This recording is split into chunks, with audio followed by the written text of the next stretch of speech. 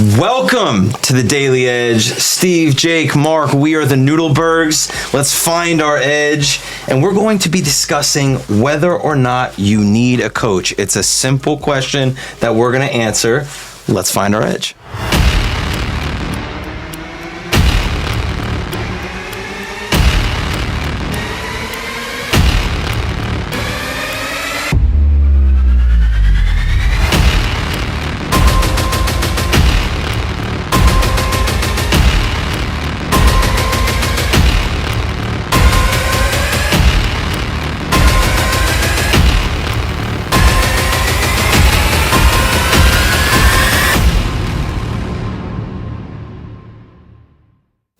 Let's find our edge. That starts with the daily affirmation, which is champions are not born, they are coached.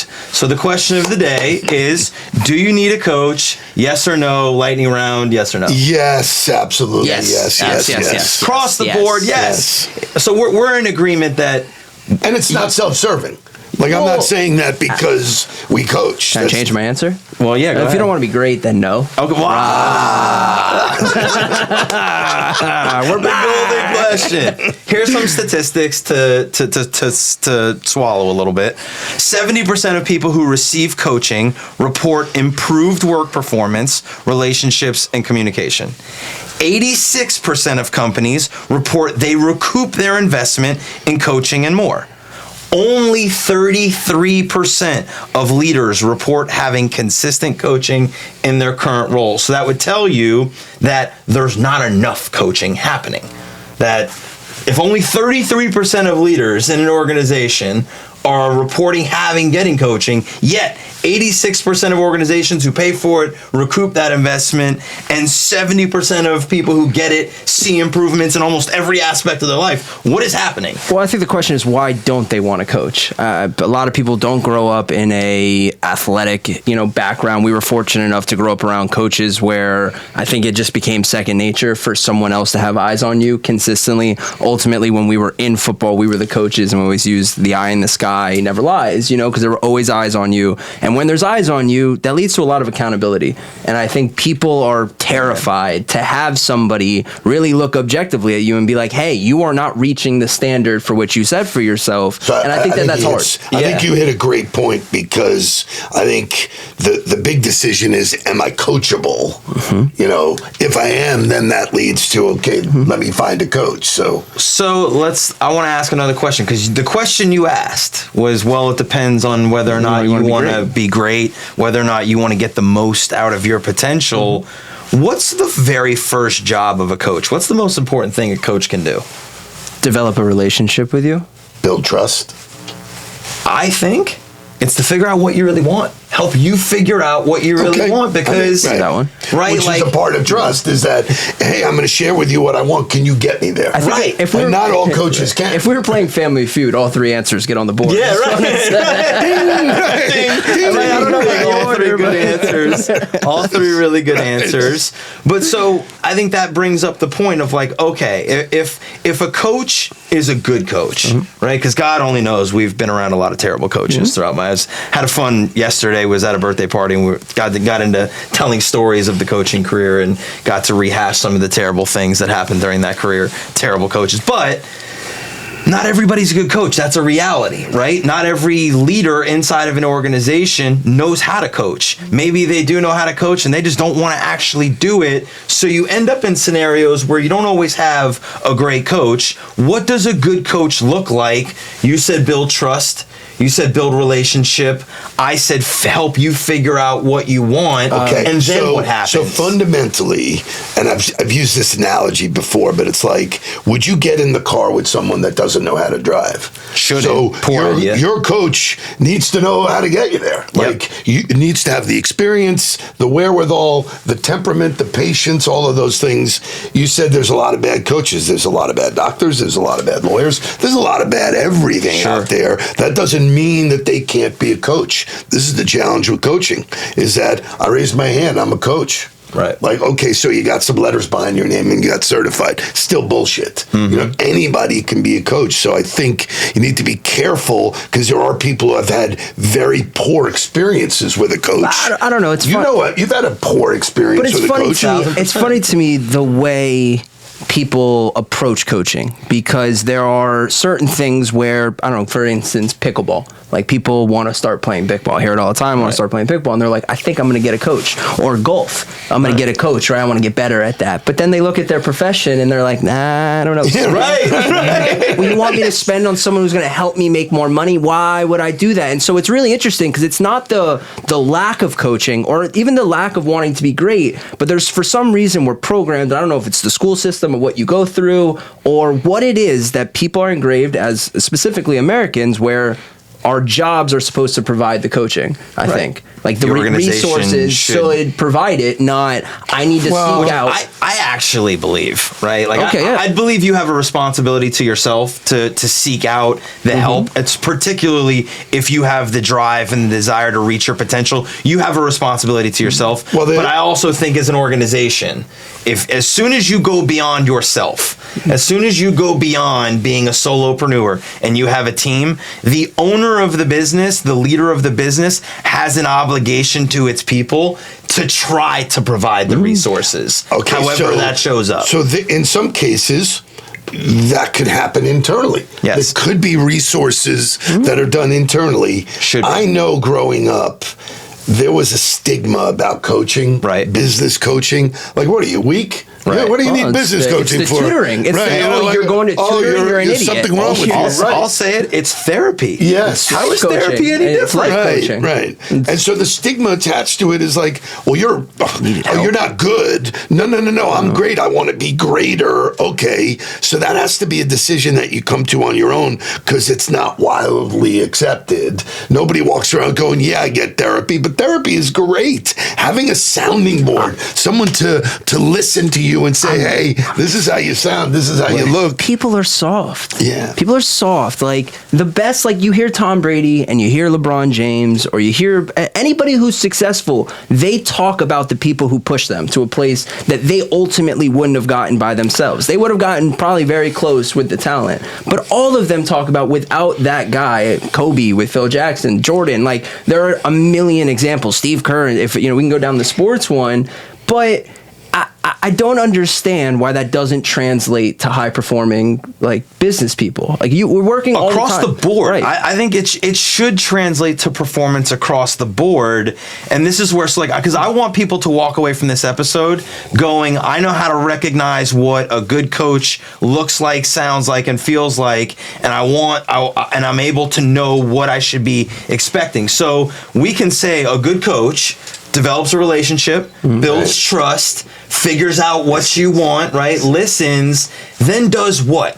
Has the hard conversations. Okay. Has the, hey, listen, this is... Takes complex topics and makes it easily digestible That for their works. student. I think that's one of the Simplifies. We still playing Family Feud? like, yeah, Is that you know, what- right, you know, like, Show simplify me, and right. can alter their messaging to the person. It's not a one size fits all. I don't think good coaches have very one much size fits all. I don't believe So, that. so at here's all. the other side of coaching. Adaptability, right? Equipped to have a hard conversation or a Knowledgeable. difficult conversation. I think one of the things you just said is so significant, though. Most coaching is prescriptive. Here's our curriculum. Right.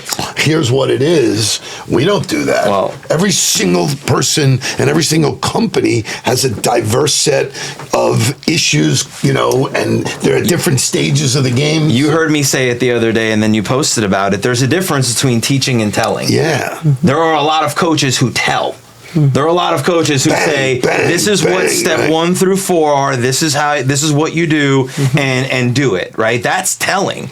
Teaching is helping somebody understand how to do it.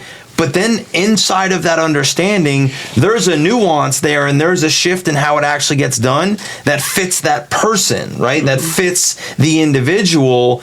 And I think what therapy is meant to do is equip you with the tools, right? Most people go to therapy because their parents were not able to equip them with the tools to do whatever the thing was that they needed to do. I don't know, man. Right?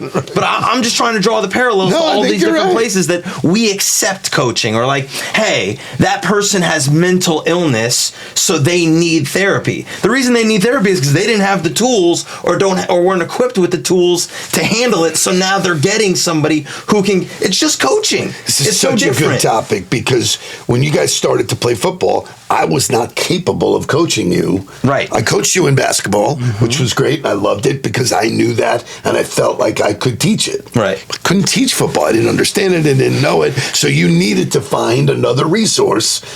So the same thing with, are you born into sales? No, you had a front row seat to There watch. are a lot of reasons that I had a leg up on people in sales, but you're not born. You're not born into leadership. It's a non-negotiable that hiring a coach or getting coaching will help you get to the place you want to get to faster than not having one. Yes. It's a simple fact. It's a fact. Right. It is a It fact. doesn't matter You don't have to sell that. what you want. So then I think it's about asking yourself, why do I not have a coach? Right. And I think that's really the conversation, because you might not be coachable. I struggle with it. Most do. Most people don't like to hear. Everybody struggles right? with it. I know most people don't like to know. Oh, well, do this instead. And you're like, well, you don't really know. And there's so many excuses you can make quickly. And so you kind of really do have to do a self-audit of going, do I really want to be at an X level of success, whether that be with your family, your fitness, your job, whatever your priorities are, and you do an accurate, what are we calling it lately? The rubric, where that's been. You have. I love when the SAT words the show up. grading rubric that you have for those things, and you got to ask yourself, if I want to be the best, then I need, for the most part, I need help. I need to seek out resources for it. And so, and you brought up a good point, which I think. Okay, so if I can why do I then need the coach? Because I could go watch YouTube videos. Of course. I could go read books. I could go probably get all of the information that I need on my own. You have to have somebody else that's watching. I don't care how disciplined, how driven, how motivated you are. You will leave potential on the table without having somebody else there to give you another set of eyes and another piece of perspective that helps guide you through the process. I think you first need to be okay with saying, I want to get better. Growth mindset. Right, I want to get better. Mindset, if you say, I got it, I'm all good. One more question. Do you believe in keeping the same coach forever? So, all right, so I want to piggyback off that question, right? How many coaches do you need? How many coaches does LeBron have? Probably a lot. A lot. He's got a nutritionist. He's got somebody who works on his body. He's got a basketball coach outside of He's He's got his shooting coach. He's got his mobility coach. He then has his head coach and all of the assistant coaches. Some of the CEOs that I coach have multiple coaches, and I've asked them, like, why so many, or where do I fit? And they go, your style is very different than theirs. I get different information. I receive it differently. So, yeah. But to answer your question directly, you do get tired of the same voice. Pat Riley was a great coach, and then one day people tuned him out. And so I think it was what you're saying. Sometimes it gets stale. Correct. So I think the question, because I think there are people who stay with their therapist forever, right? But I think the key to that happening is the relationship has to evolve. Right? However you started the coaching relationship, whatever the original pain point was, whatever the thing, skill set, tools that you were trying to work on, whatever that was, if the relationship can evolve to more, coach can stay. Right? If the relationship can't evolve, then I think you're probably spinning your wheels, staying with them, continuing to work on. Also, like, if you're working with a coach and you're still working on the same thing that you were working on 90 days ago, you either have the wrong coach or you're wrong. Somebody's wrong in there. Something is broken in there, and you need to figure it out. And I would hope the coach was not selfish enough in his own pursuit or her own pursuit of the dollar and would speak up and say, hey. So you bring a great point. I think a lot of coaches are interested in selling more coaching. Not necessarily just helping. A lot of like, if I can help you conflicting in 90 days and that's all you need, well, that's okay, but that's not how that's not how people are functioning in this space. Correct. Because they want to. It's a year. It's 5 years. It's And if no. you've Can made I it- solve the problem with you? And if you made it this far in the episode and you're looking for some business coaching, I know 2 people who do it over there. And if you're looking for some fitness coaching, I can also help you. The answer to the question that I think everybody should walk away with is answer the question for yourself. Do you want to get the most out of yourself? If you do, the only way to do that is to get a coach, right? And then what does a good coach look like? Trust, relationship, hard conversations, listening, able to equip you with the tools and continuous growth. If you're still working on the same thing, if you're not able to get past the first obstacle, if there's no trust, if you're not having hard conversations, if there's no conversation about tools and skills, you're in the wrong conversation. And we're happy to have the conversation with you to help direct you if you're looking for that. I agree. Amen. Mic drop. So let's go, right? Find yourself a coach. Find yourself the edge. Pick me, please. Remember to like, comment, and share, and we'll see you next time.